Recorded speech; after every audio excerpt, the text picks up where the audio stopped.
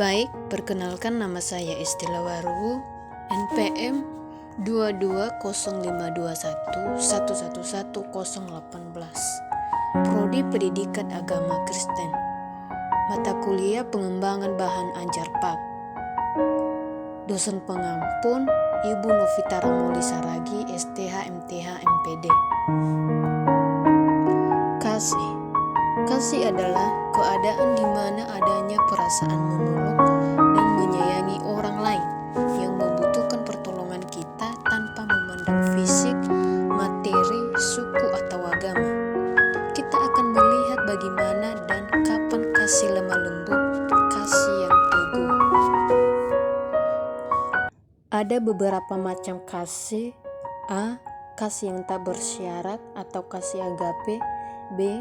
Kasih antara pasangan atau kasih eros. C.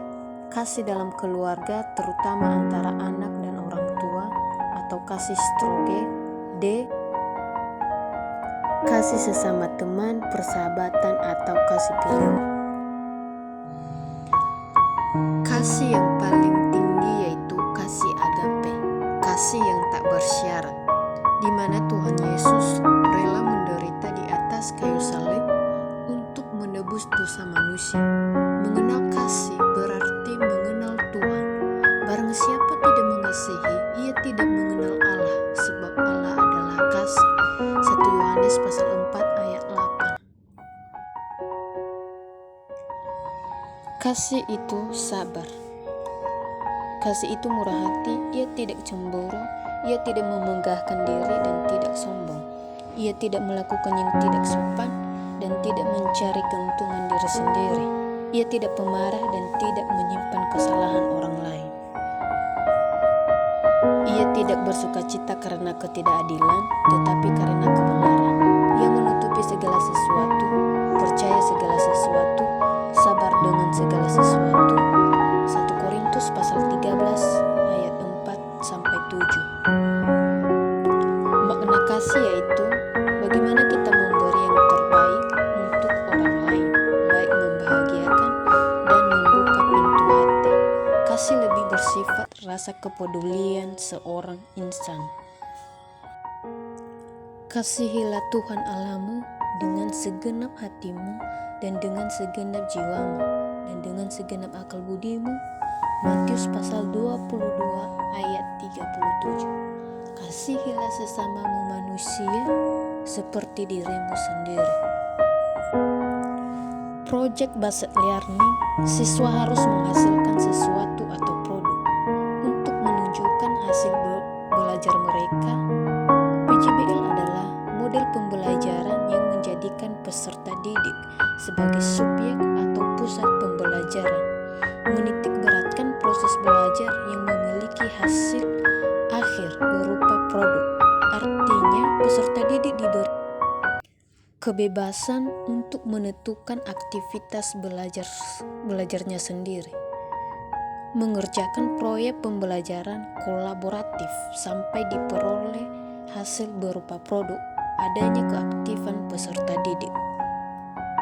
Tujuan PJBL melatih sikap proaktif peserta didik dalam memecahkan suatu masalah, mengasah kemampuan peserta didik dalam menguraikan suatu permasalahan di kelas, meningkatkan keaktifan peserta didik di kelas dalam menyelesaikan permasalahan yang kompleks sampai diperoleh hasil nyata, mengasah keterampilan peserta didik dalam memanfaatkan alat dan bahan di kelas. Kelemahan dan kelebihan PJBL.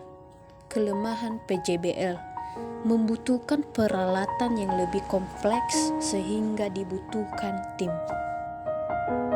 Waktu yang dibutuhkan lebih lama sehingga guru bisa menimbulkan ketidakpahaman peserta didik tentang keseluruhan topik proyek.